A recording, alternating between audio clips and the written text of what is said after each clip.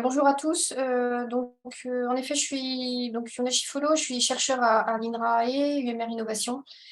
spécialisée en sociologie économique, c'est-à-dire que je m'intéresse aux activités économiques en tant que construction sociale et j'en analyse les effets à la fois économiques, sociaux, politiques, environnementaux, enfin ce qui justement est important pour les acteurs qui font cette économie. Je suis également co-animatrice du RMT Alimentation Locale, qui est un réseau qui associe des chercheurs et des acteurs du développement, de l'alimentation locale, des circuits courts, des filières territorialisées. Et c'est à travers ce réseau notamment qu'on produit beaucoup de connaissances sur ce qui se passe sur le terrain, sur les initiatives, un certain nombre d'initiatives dont je vais parler aujourd'hui.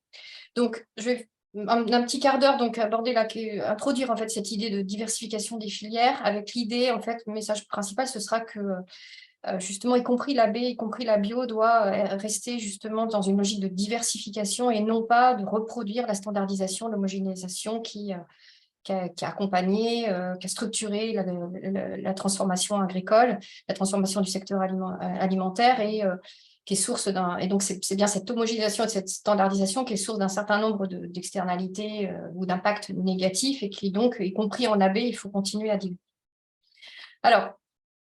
d'abord, justement, un partage de ce que c'est qu'une filière et comment, justement, les filières se sont structurées, finalement, dans l'histoire de l'agriculture. Alors, sans en faire un développement trop conséquent, mais c'est de se rappeler qu'une filière, bon, c'est un ensemble d'activités complémentaires qui vont concourir d'amont en aval à la réalisation d'un produit fini, souvent vu comme une approche linéaire d'amont vers l'aval, avec un pilotage souvent en plus plutôt de l'aval sur l'amont, avec des maillons distants tels que ça a été finalement structuré, déployé dans l'organisation et la modernisation du secteur agricole, des maillons distants géographiquement et socialement, des pratiques standardisées pour produire des produits homogènes, avec une diversification retardée. J'entends par là qu'on a plutôt justement, et ça c'est notamment les technologues qui le montrent, que c'était plutôt basé sur une homogénéisation de la matière première agricole et une diversification des produits via l'étape de transformation, voire dans le marketing, avec l'ajout d'additifs, de composants, d'ingrédients pour finalement, à partir d'une matière première assez homogène, finalement faire croire à une diversité, proposer une diversité à la fin, faire croire quand on est plutôt dans le marketing avec des changements d'emballage qui font qu'on a l'impression qu'on a une diversité de produits et finalement pas tant que ça. Des filières qui en général, n'incluent pas les consommateurs dans le fonctionnement, dans les décisions associées. Alors, ce qui nous intéresse, nous, à plusieurs, et notamment aussi un travail que je mène depuis plusieurs années avec Dominique Desclos, avec Marie-Françoise Sanson, avec d'autres qui sont là, c'est de regarder, de voir justement ce foisonnement d'initiatives territorialisées qui vont bousculer cette façon de faire et de penser une filière avec des formes de réappropriation finalement de cet ensemble d'activités complémentaires qui vont concourir à la réalisation d'un produit fini, qui se battent sur le rapprochement entre producteurs agricoles, transformateurs, consommateurs dans un territoire, qui s'appuient sur la déstandardisation, je vais l'illustrer juste après, avec à la fois dans le végétal et dans l'animal, et une diversification depuis les semences et les races animales. Donc, on va s'appuyer sur des races animales locales, à petits effectifs, plus ou moins menacées d'ailleurs finalement, pareil pour les semences végétales, et qui vont mettre en pratique des valeurs environnementales et sociales, alors à différents degrés, sans penser que, y compris dans la bio, justement, je renvoie à une première présentation qu'avait fait Dominique, qu'il y a plusieurs façons de faire de la bio, évidemment, mais en tout cas, ces valeurs vont accompagner, renforcer la valeur économique. C'est pour ça que, notamment dans la littérature saxonne, on appelle ça, on n'appelle pas filière, de toute façon, qui est un mot très français, mais values-based chains, pour bien montrer justement des chaînes de valeurs basées sur une diversité de valeurs. Et avec des initiatives qui vont plutôt mettre en avant une gouvernance partagée ou des fonctionnements en réseau et impliquer des acteurs de territoire, donc des consommateurs, des citoyens, des collectivités, soit dans les activités principales de production avec même, ou presque de logistique, par exemple, avec des consommateurs qui vont aider à la logistique, par exemple, dans des circuits plus courts, mais aussi de soutien, ça peut être la promotion, la communication. Donc, on va avoir justement des constructions de filières qui vont aller bien au-delà des acteurs, des professionnels directement impliqués. Ce sont des exemples que l'on voit notamment autour des filières, autour des blés, de la production du blé, donc dans les filières blé, farine, pain, qui sont ou blé, farine, pâte, ou blé, semoule, pâte, pardon, qui illustrent un peu aussi vraiment cette standardisation de filières longues qui a un certain nombre d'indicateurs de performance, enfin de performance. Donc il y a pas, c'est pas tant le souci, mais en tout cas qui présente aussi un certain nombre de limites et donc en tout cas qui était un modèle finalement du développement de l'agriculture du secteur agro-industriel. Donc, basé sur une grande homogénéisation dès l'amont à travers les variétés choisies, à travers les modes de production, à travers les façons de faire en première ou en deuxième transformation. Et puis, on a pu, nous, observer justement une diversité de chaînes locales donc, qui vont plutôt valoriser des variétés population, des variétés anciennes, des variétés locales, souvent à travers l'agriculture biologique. Mais là aussi avec des agricultures biologiques fortes à faibles, donc avec différents niveaux d'investissement dans les pratiques et dans le renouvellement, la reconception des systèmes agricoles. Et puis une standardisation là aussi au niveau de la première et de la transformation, par exemple avec l'usage de transformation à meule de pierre et la fabrication par exemple de pâtes plutôt avec de la farine plutôt qu'avec de la semoule, à la fois pour des contraintes techniques, mais aussi pour des volontés de différenciation vis-à-vis des façons de faire industrielles. La diversité dans l'assiette, à la fin, donc, vient finalement de la diversité en agriculture plutôt que dans une diversification qui viendrait simplement de l'étape de transformation ou de marketing. C'est des filières en plein développement. Je vous présente un premier recensement qu'on a fait en 2019, des filières qui sont stimulées notamment par les projets alimentaires territoriaux, par les préoccupations envers le gluten et dont on suit avec des recensements à venir qui montrent une grande progression, mais une diversité d'initiatives, y compris dans le bio, avec trois principales configurations,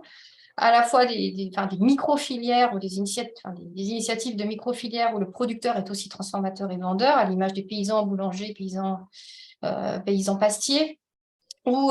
des filières collectives ou différents maillons de la chaîne se réunissent pour former une filière collective, avec différents exemples qu'on a notamment en Occitanie autour du blé. Et puis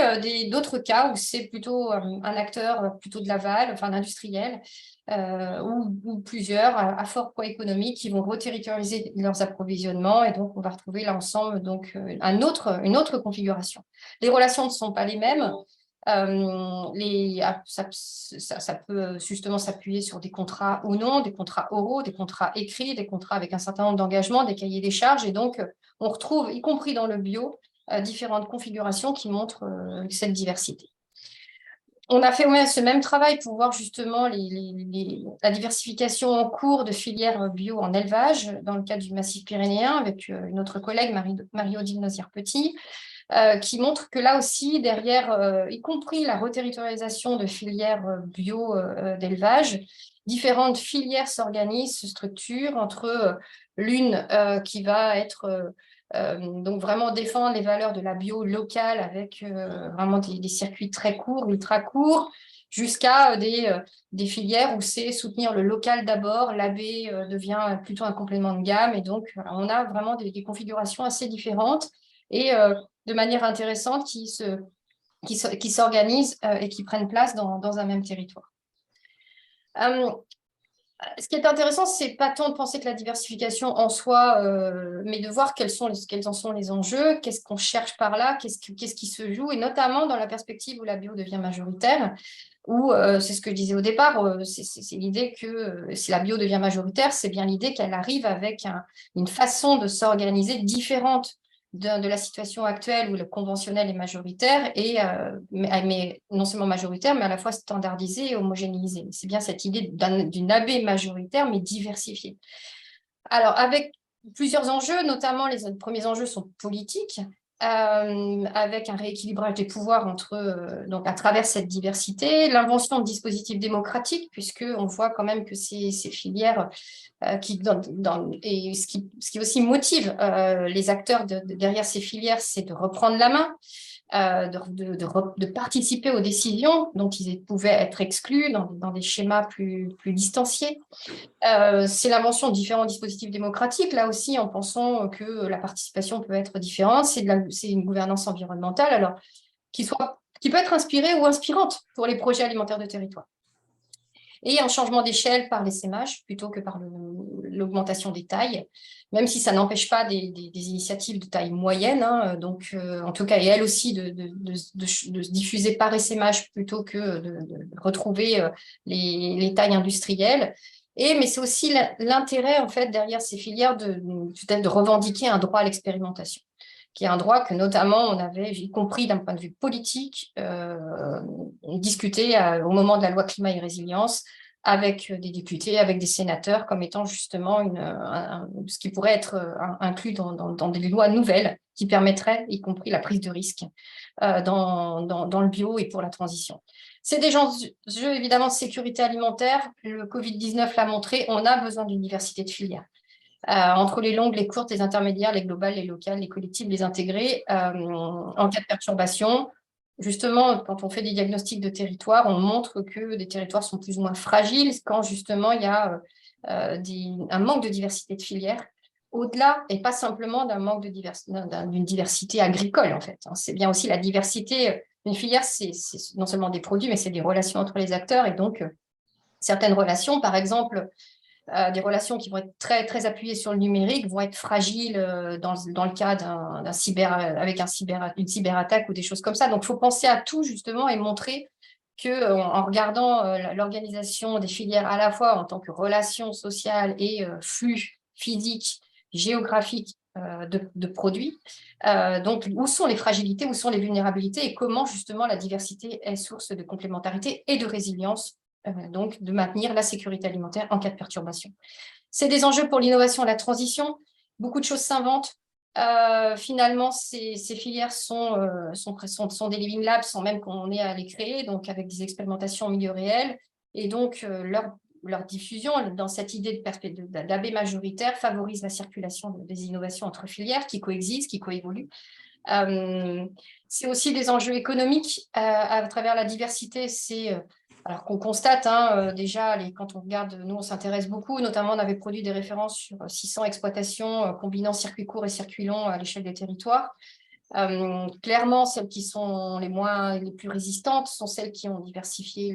les filières dans lesquelles elles sont inscrites, qui est une diversification des revenus, une diminution des risques,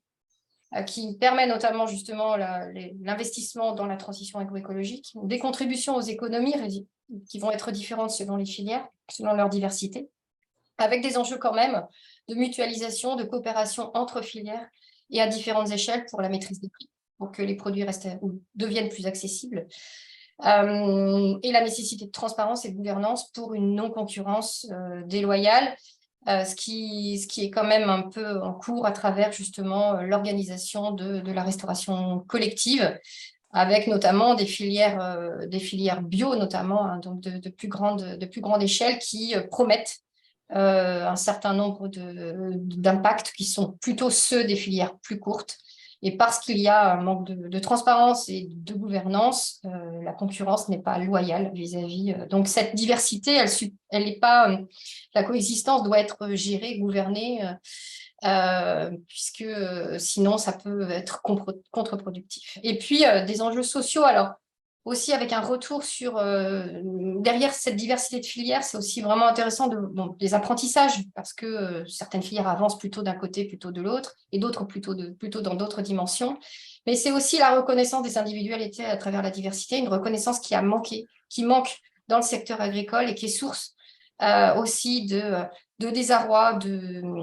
manque de reconnaissance, des agriculteurs en particulier, peu ou pas reconnus quand ils font des choses différentes de la norme. Et donc, c'est ce qui se joue, c'est aussi le renouvellement des générations en agriculture en proposant justement un modèle plus ouvert à la diversité et qui renouvelle le lien individu-collectif. Il reste 2 minutes. Pour conclure, les leviers, en fait, ce qu'on a travaillé notamment avec Tara Dourian qui est présente, c'est justement, c'est via cette diversification, c'est via la participation des acteurs des territoires, sachant qu'un territoire, on le reconçoit en pensant que c'est différents mondes sociaux, entre la production agricole, mais aussi la consommation, l'enseignement, la culture, le médico-social. Et les leviers, c'est justement d'essayer de voir comment on passe d'actions simplement portées par les institutions locales et qui consultent au mieux les acteurs des territoires, à des actions qui vont faire participer divers mondes sociaux, différents acteurs au sein de ces mondes sociaux, en co-construction, Et c'est donc dans le cadre d'un projet européen que je coordonne et qui implique les collègues, justement, de penser ces actions co-construites, ces filières co-construites avec les acteurs sociaux des territoires. Je vous remercie.